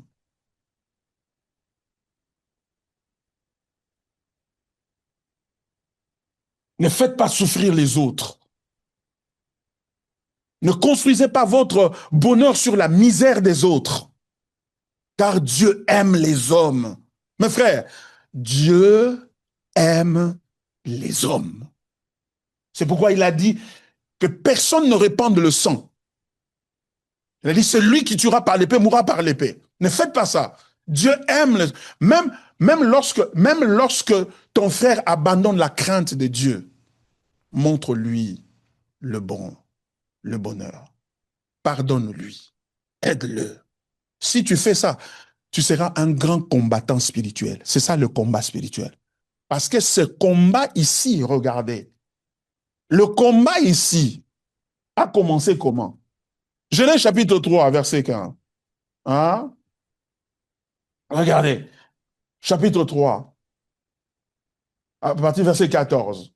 L'Éternel Dieu dit au serpent, oui, puisque tu as fait cela, tu seras maudit entre tout le bétail et entre tous les animaux de champ.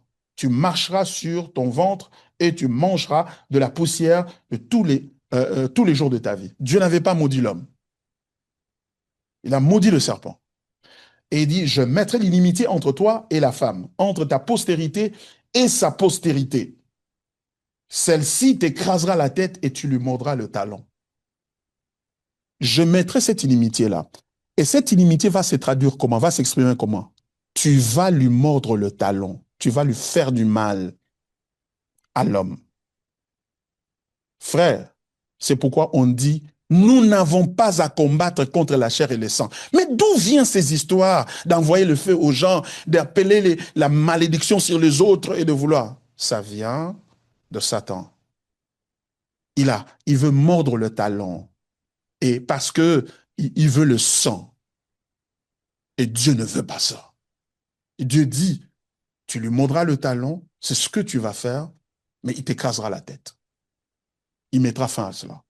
Bien-aimé dans le Seigneur, nous devons réaliser cette vérité et comprendre que dans le combat spirituel consiste à glorifier Christ, à être conscient du fait que je participe à la victoire de Christ, une victoire cosmique sur les puissances des ténèbres. Et dans cette victoire-là, je fais la promotion de Christ dans l'humanité. J'aime tellement l'humanité, je veux que, puisque lui, Christ, aime l'humanité, je veux qu'il entre dans l'humanité. C'est ça l'évangélisation. C'est ça l'évangélisation. L'évangélisation, c'est ça. Donc l'évangélisation, en fait, est une expression du combat spirituel.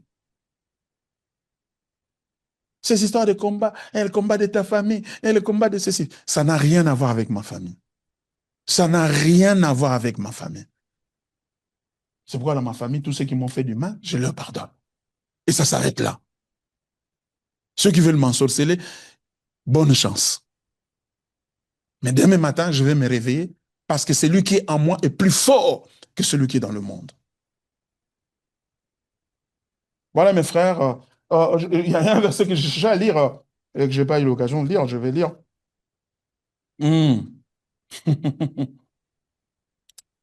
Hébreux chapitre 2, à partir du verset 10. Il convenait en effet que celui pour qui et par qui sont toutes choses et qui voulait conduire à la gloire beaucoup de fils, elle va à la perfection par les souffrances, le prince de leur salut. Car c'est lui qui sanctifie et ceux qui sont sanctifiés sont tous issus d'un seul. C'est pourquoi il n'a pas honte de les appeler frères. Il n'a pas honte. Si vous diminuez l'humanité de Jésus, il cesse d'être un frère pour nous. Et s'il cesse d'être un frère, il ne peut pas nous remplacer, il ne peut pas se substituer à nous, et par conséquent, il n'y a pas d'espérance pour nous. Il est humain, mais à la fois Dieu. Comment? Comme ça. C'est pourquoi il n'a pas honte de les appeler frères. Lorsqu'il dit, j'annoncerai ton nom à mes frères, je te célébrerai au milieu de l'assemblée. Donc c'est ce que Christ dit. Donc il est content. Il est content d'être autour de ses frères. Ah, il est l'amour fort. À célébrer. Est-ce que tu as déjà vu Jésus en train de célébrer? Il célèbre au milieu de son frère. C'est pourquoi la Bible dit Dieu réside au milieu de son peuple. Keba na bato nzambe. Keba. Keba ogodoka. Et encore, je me confierai en toi. Et encore, me voici, moi et les enfants que Dieu m'a donnés. Moi et les enfants que Dieu m'a donnés. Ainsi donc, puisque les enfants participent au sang et à la chair, c'est-à-dire parce qu'ils sont des humains, ok? Il y a également participé lui-même, afin que par la mort, il anéantisse celui qui a la puissance de la mort, c'est-à-dire le diable. et qu'il délivra tous ceux qui, par crainte de la mort, étaient toute leur vie retenus dans la servitude. Toute leur vie, ils étaient retenus dans la servitude. Il les délivre et il les fait de l'Église et il les envoie vers le même diable. Et ils font la guerre au diable avec les armes de Dieu. Voilà. Je vais m'arrêter là. Pour laisser poser des questions à intervenir si vous en avez quelques-unes. Merci beaucoup. À vous la parole.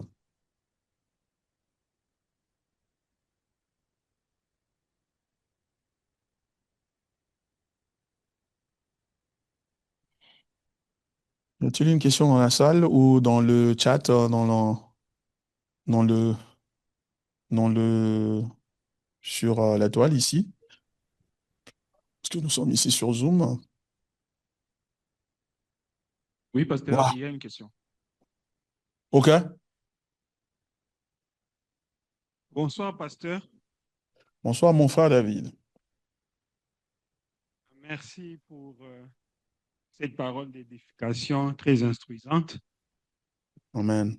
La question que je vais poser, j'ai voulu la poser à la première séance qui portait sur le credo des Calcédoines. Il y avait eu comment, coupure du courant à la fin. Et donc, Uh-huh. je trouve l'occasion de récupérer la question. Alors, ma OK. préoccupation, euh, je crois que c'est d'ordre dogmatique. Donc, je voulais savoir, le concile de Chalcédoine s'est tenu au moment où l'Église, dans son organisation, était déjà Église catholique romaine. Si je comprends quelques détails que vous donnez, vous parlez du pape Léon Ier, vous parlez de l'hérétique Étiquès qui était moine. Mhm. Alors, je sais que certaines assemblées ou certains courants rejettent les, le fruit ou les conclusions de ces conciles, même le concile de Nicée, en disant que ce sont les constructions de l'Église catholique et considérant que Mhm. protestants que nous nous sommes opposés à la substance de la doctrine catholique. Donc, toutes ces choses demeurent des héritages du catholicisme et que les protestants ne devaient pas y adhérer. Alors, comment nous allons faire la part des choses entre ce que l'Église protestante a réfuté dans le catholicisme pour être Église protestante et les doctrines qui ont été construites par l'Église catholique romaine. Merci. Je t'en prie, mon frère, une très belle question. Euh, je crois que lorsque on parle de... C'est vrai, déjà, euh, au Concile de Chalcédoine, hein, comme on l'a dit, que c'est l'empereur Marcien et sous la direction du pape Léon I, donc l'Église catholique était déjà en vue, mais c'était une Église euh, qui n'avait pas encore toutes les implications qu'on va voir plus loin au Moyen Âge, euh, et notamment pendant la période de la Réformation protestante. Le protestantisme n'a pas pour but de se distancer du catholicisme. Le protestantisme a pour but de se soumettre à l'autorité des Écritures. Et vous vous rappelez de cinq solas, et notamment le sola scriptura, qui est un principe important du protestantisme, c'est-à-dire avec Martin Luther, qui a initié la réformation protestante et qui a été relayé par les autres, Jean Calvin, Zwingli et les autres. L'engagement des réformateurs ou des protestants était un engagement à la suprématie et à la suffisance des Écritures, contrairement à l'Église catholique qui, elle, voyait la tradition de l'Église comme ayant aussi autorité, comme servant aussi de source à la foi chrétienne autant que les Écritures. Par conséquent, puisque l'engagement est à la suprématie des Écritures, ce n'est pas tout ce que l'Église catholique fait qui est mauvais. Non. Il y a des points très clairs qui distinguent les protestants des catholiques. Et ces points sont exprimés au travers ces 5 solas dont on a parlé. Et commencer déjà par, c'est-à-dire que la question des indulgences qui a conduit plutôt Martin Luther à afficher les 95 thèses sur le portail de l'église de Château de Wittenberg, et certainement l'effet catalyseur, c'est-à-dire que c'est ce qui a déclenché euh, cette controverse autour de la doctrine sotériologique, c'est-à-dire la doctrine du salut de l'Église catholique, mais le fond de la réformation porte sur euh, un engagement non négocié à la suprématie et à la suffisance des Écritures, c'est-à-dire les Écritures étant comme. Et cela donc dit, il peut y avoir des choses dans l'Église catholique qui sont bonnes parce qu'elles sont conformes aux Écritures. Eh bien, nous les acceptons comme telles. Nous acceptons ça comme des bonnes choses. Mais il y a des choses ou des doctrines qui ne reposent pas essentiellement sur la parole de Dieu. Alors en ce moment-là, nous opposons à ces doctrines-là, non pas parce qu'elles sont catholiques, mais parce qu'elles s'opposent aux Écritures ou elles n'ont pas de soutien substantiel dans les Écritures. Donc, c'est-à-dire que ce sont des doctrines qui exigent qu'en dehors des Écritures, qu'on puisse avoir une autre source qui accompagne les Écritures, notamment les traditions ou les décisions de l'Église. Hein? Ainsi en est-il de la question des indulgences, ainsi en est-il de la question de la justification ou de la base de la justification. Est-ce qu'on est justifié par la foi seule ou bien on est justifié par la foi plus les œuvres? Ce qui tranche cette question-là, c'est le fait de l'engagement à sola scriptura. Vous voyez? Donc, par conséquent, l'Église protestante ne devrait pas se présenter comme l'ennemi du catholicisme. Non. Parce que, aujourd'hui, certains protestants sont tombés encore dans le catholicisme. Aujourd'hui, certains protestants font pire que les catholiques. Vous voyez? Sur le plan doctrinal. Donc, c'est pour cela, j'ai dit que c'est vrai, les frères, ceux qui seraient tentés de dire que non, mais parce que, bon, parce que certains qui sont ici reconnaissent quand ils étaient catholiques. Moi aussi, j'étais catholique avant de devenir un protestant. Donc, quand on était catholique, on récitait le credo de Nicée, par exemple, à l'église. Le credo de Nicée. Mais ce credo-là est aussi valable pour le chrétien protestant que, pourquoi? Parce que c'est l'expression de ce que la Bible enseigne. Il n'y a pas de mélange d'autres choses là-dedans. Donc, c'est ce que je peux dire là-dessus. Merci. Quelqu'un d'autre? Euh, Il y a des gens qui disent dans le chat ici qu'ils ont aimé l'enseignement. Voilà, donc, waouh, j'ai eu des frissons en écoutant ce message. Waouh, Dieu aime l'humanité. Amen, la sœur. Euh, Joséphine Domingo qui dit ça. Merci. Amen. Oui, Dieu aime l'humanité. Dieu aime les hommes. Lingabatu, c'est pourquoi la Bible dit aime l'Éternel ton Dieu de ton cœur et aime ton prochain. Pourquoi? Parce que Dieu aime le prochain. Dieu aime les hommes et la croix est une démonstration irréfutable de cette vérité-là. La sœur Florence qui dit merci beaucoup, pasteur, quelle profondeur. À Dieu soit la gloire. Frère Israël dit bonjour, pasteur, merci pour l'enseignement. Question 1. Froidement, pasteur, le diable n'a-t-il pas réussi en partie son coup? Je suis d'accord que d'un côté, par Christ, Dieu a réussi en partie son projet. Cependant, d'un autre côté, Dieu n'a pas sauvé tout le monde. 1 Timothée 2,4 le dit, et ceci peut faire l'objet de sa frustration. Euh, et ça a aussi confirmé dans Matthieu chapitre 7, verset 13, que tous ne seront pas sauvés, c'est-à-dire Satan a mis en mal le projet de Dieu. Euh, Satan n'a pas mis en mal le projet de Dieu. Ça, c'est un raisonnement très logique et très correct. Merci Israël d'avoir pensé à cela. Mais quelle est la réponse? La réponse est simple. C'est que la question d'aller au ciel ou de ne pas aller au ciel a été décidée avant même que Satan ne vienne en jeu, ne vienne sur scène. Donc Dieu avait déjà pensé, pour lui, le salut était réservé à ceux-là qu'il avait élus, comme le dit Éphésiens chapitre 1, verset 4. En lui, Dieu nous a élus avant la fondation du monde, afin que nous soyons saints et irrépréhensibles devant lui. Donc la décision est venue avant le plan même du diable. Donc du coup, le diable a été ridiculisé parce que ses plans ou que dis-je, sa stratégie de frustrer Dieu a en fait permis à Dieu d'accomplir le vrai plan qu'il avait.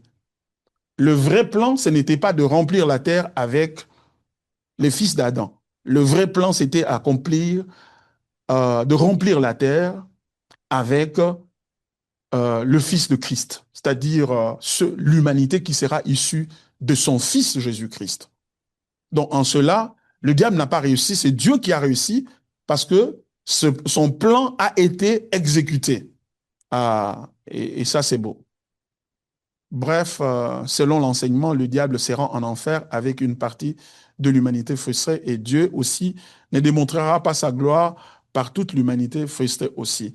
Non, euh, Dieu va, Dieu va démontrer sa gloire parce que sur la terre, il va remplir la terre avec des êtres humains qui sont calqués sur le modèle de Christ, le vrai qui doit régner. Donc, du coup, voilà ce que je peux dire là-dessus. Deux, comme vous avez évoqué la doctrine de l'élection comme sagesse de Dieu, cela veut dire que cette dernière était un plan B parce que le diable a mis mal son plan A. Oh, merci beaucoup. Justement, non, c'est le contraire. C'est le contraire. Pourquoi? Mais parce que tout le temps là, remplir la terre avec les hommes n'était pas le plan de Dieu, euh, n'était pas le plan A des dieux. N'était pas le plan A des dieux. Le plan A des dieux, c'était de remplir la terre de ceux qui sont semblables à son Fils, qui ont son image, qui reflètent sa personne. Et donc, la question de remplir la terre avec des êtres humains s'est posée par une sorte de logique. Hein, par une sorte de logique. Quelle logique? La logique selon laquelle, bon, puisque tu as commencé avec Adam, tu dois normalement arriver à la fin, arriver à la fin avec lui. Et Dieu dit non, je vais arriver avec le vrai Adam, c'est celui-là qui n'est pas encore venu. Le premier, c'était le faux, et le deuxième, le second, c'est le vrai, c'est le véritable. Pourquoi? Tel est les terrestres sont les terrestres, tel est le céleste, tels sont les célestes. Donc Dieu n'a pas, à cet égard-là, euh, utilisé l'élection comme un plan B. C'est le plan A parce que chronologiquement, c'est l'élection qui a eu lieu avant la création. Donc ça ne pouvait pas être un plan B. Parce que ce qu'il avait voulu, c'est ce qu'il a décidé avant la fondation du monde. Dans son amour, il nous a prédestinés à être ses enfants d'adoption. Donc c'était voulu avant. Donc par conséquent, ça ne peut pas être le plan, ça ne peut pas être traité comme le plan B. Voilà. Bonsoir, pasteur. Flore dit bonsoir, pasteur. Merci pour ces enseignements. Je t'en prie, ma sœur. Merci beaucoup. Maman Jodel dit bonsoir, pasteur, et merci pour l'enseignement très riche. Merci. Merci à Dieu pour l'humanité de Christ. Alléluia. Sois loué. C'est pourquoi, maman, il faut traiter Elikia très bien aussi, hein. Voilà. Parce que Jésus aime beaucoup Elikia. Elikia, c'est la fille de maman Jodel. Néanmoins, j'ai une question concernant le diable qui a été précipité sur la terre, mais qui domine la terre depuis les lieux célestes. Comment pourrions-nous concilier le fait qu'il soit à la fois sur la terre dans les lieux célestes et il est omniprésent comme Dieu? Non, il n'est pas omniprésent. Il n'est pas omniprésent. Si je peux parler en langage simple, je peux dire qu'il fait des navigations entre le ciel et la terre. Une fois, il est au ciel, quand il y a réunion des enfants de Dieu, la Bible nous parle dans le livre de Job, et les diables aussi vinrent dans la réunion des fils de Dieu. Hein, et Dieu lui pose la question, d'où viens-tu? Pourquoi? Parce qu'il n'est pas omniprésent. Donc, il venait de quelque part. Moi, j'étais en train de circuler à travers. Ah ben là, quand tu circulais là, est-ce que tu as vu mon serviteur Job? Donc, les diables circulent, il est sur la terre, il est aux cieux, mais son trône est dans les cieux parce que c'est de là qu'il règne. C'est un lieu de règne, c'est comme un QG, un quartier général à partir d'où il règne, mais il opère partout sur la terre, au travers de ses représentations, au travers de ses représentants. Donc, nous devons aussi faire très attention pour ne pas traiter les diables d'omniprésents. Il n'est pas omniprésent. Donc, voilà ce que je peux dire là-dessus. Nathan dit merci beaucoup, pasteur, pour cet enseignement profond sur l'importance du credo dans le combat spirituel. Aujourd'hui, beaucoup de chrétiens se battent spirituellement avec plus d'émotions que de vérité biblique. En quoi le fait de croire réellement que Christ a déjà tout vaincu peut nous aider à mener un combat plus équilibré et plus efficace. Le fait que Christ a vaincu, ça nous amène à mener un combat plus équilibré. Je voudrais pas utiliser le mot équilibré, je voudrais plutôt utiliser le mot biblique. Un combat biblique et efficace. Un combat biblique, pourquoi? Parce que le combat dans lequel nous sommes engagés, c'est un combat qui est le combat de Christ. Donc le combat n'est pas notre combat, nous. Parce que quand nous sommes sous la puissance du diable, nous ne combattons pas avec le diable. Les païens n'est pas dans un combat spirituel. Parce que il est sous la puissance du malin. La Bible dit le monde entier gît sous la puissance du malin. Il fait partie du royaume de ténèbres. Il ne combat pas. Il est en train de subir le règne et il a l'impression de combattre. Mais en fait, il ne combat pas parce qu'il appartient au diable. Et quand nous sommes sauvés, nous sommes transférés du royaume des ténèbres au royaume de lumière, quand nous arrivons au royaume de lumière, nous nous rendons compte, nous entrons dans le combat. Le combat dans lequel nous entrons, ce n'est pas notre combat. C'est le combat de quelqu'un d'autre et qui a déjà vaincu. C'est qui? C'est Christ. Donc notre combat n'est pas un combat de nous faire un avenir, de protéger nos biens, etc. Ça, c'est un. De deux, notre combat, c'est un combat communautaire. C'est-à-dire, nous combattons comme membres de l'Église. C'est pourquoi l'apôtre Paul, dans Éphésiens chapitre 6, si vous en voulez un peu plus, vous pouvez venir demain, vous pouvez être connecté à notre étude biblique que je donne le mercredi, ici à Pont de Graciaro, où j'en parle encore en profondeur. Donc, l'apôtre Paul parle du combat, il utilise l'image de l'armée. Il dit, voici les armes, revêtez-vous des armes de Dieu, etc. Et donc, il parle un langage d'armée, d'un groupe. C'est pas un combat où chacun porte les armes et va combattre seul.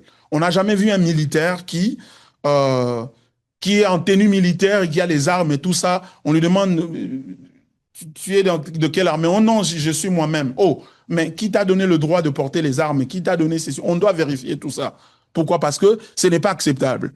Donc le combat, la privatisation du combat spirituel est une erreur qui fait que nous combattons individuellement comme si nous étions encore sous le régime du diable. C'est pourquoi on cherche à couper les liens. Non, nous n'avons pas de lien. Nous sommes des gens dans le royaume de Christ. Nous sommes unis avec Christ, etc. Donc voilà un peu ce que je peux dire là-dessus de façon brève. Deuxièmement, pourquoi malgré cette victoire déjà acquise à la croix, certaines églises insistent davantage sur les démons que sur Christ? Parce qu'ils sont dans l'ignorance. Mon peuple périt par manque de connaissances. Oui. Alors, il y avait quelqu'un d'autre dans la salle qui voulait poser la question? On doit aller vite, comme ça on termine. Pasteur. Bonsoir, pasteur. Bonsoir. De la part de maman Lucie, j'ai deux Oh, questions. bonsoir, Jambo, maman ici. Jean-Gassan. Ma première question est celle-ci. Je ne maîtrise pas les versets, mais il y a là où Christ a prié pour nous et il a dit, Père, je les ai tous amenés à la bergerie, sauf les fils de la perdition. Je voudrais savoir, les fils de la perdition, là, il a refusé de son gré le salut ou il a été prédestiné pour la perdition? Ah, très bonne question, maman Lucie. Je vais répondre à cela en allant dans le texte, dans Jean chapitre 17. Désolé, mes frères, on va bientôt arrêter. Euh, oh, la vie éternelle, tout ça. Euh, où est le texte? Jean chapitre 17.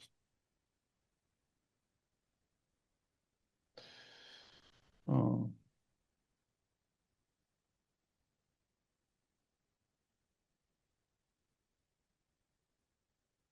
Quelqu'un a vu le texte où Jésus parle de ça?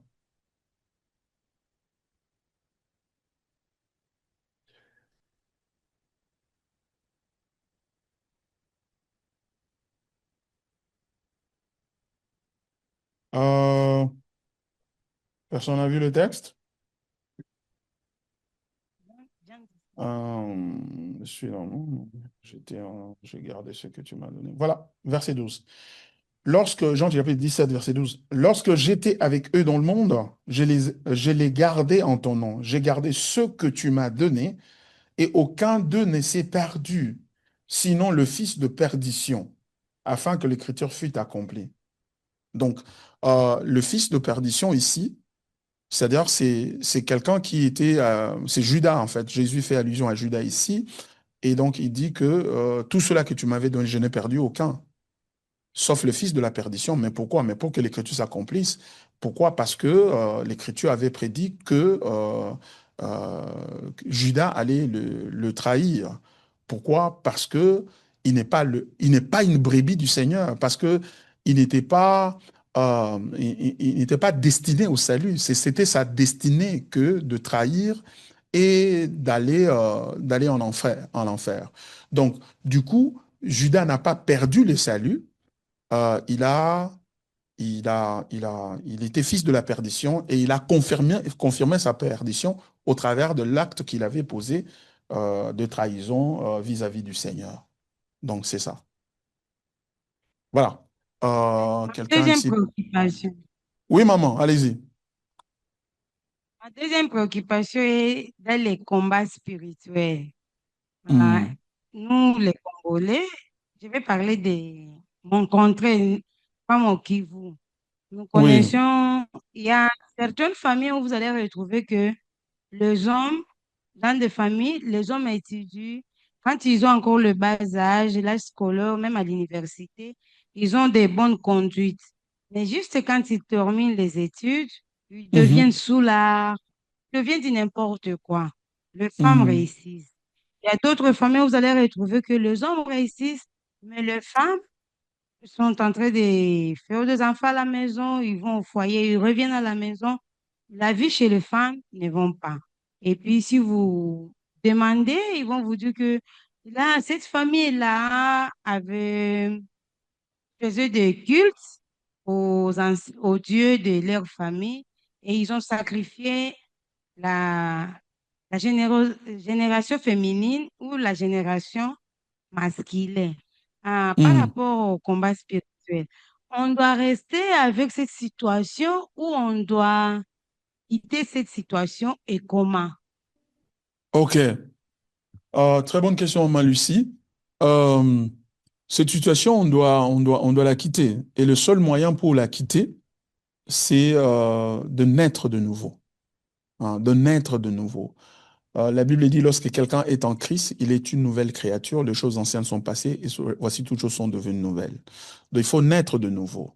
Et quand vous naissez de nouveau, vous n'êtes plus ce que vous étiez avant, vous n'êtes plus dans une malédiction générationnelle ou des liens qui viennent de la famille et tout. Pourquoi? Parce que maintenant vous êtes une nouvelle créature en Jésus-Christ. Maintenant, il vous faut combattre dans le sens de demeurer ce que Jésus a dit que vous êtes.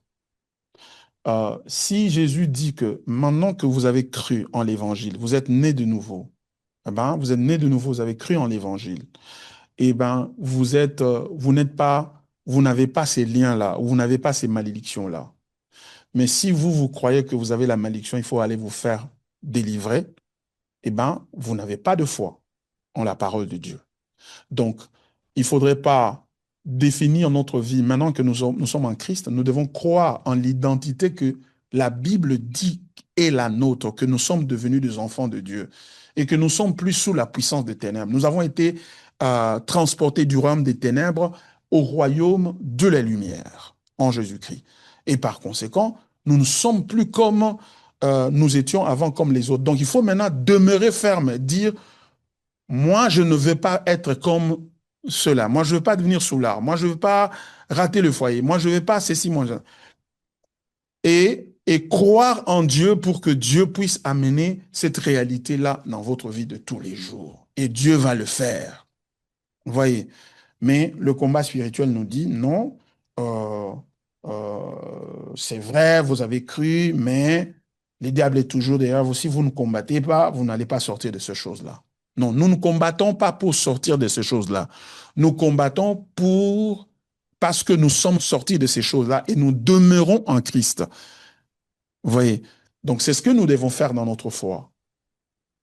Donc, voilà, je ne sais pas si la réponse est vraiment satisfaisante, mais on peut continuer à parler de ça, toi et moi, maman Lucie, sans problème. Tu as mon numéro, donc tu peux m'écrire et puis on va continuer. Je peux continuer à expliquer à cause du temps qui est assez avancé.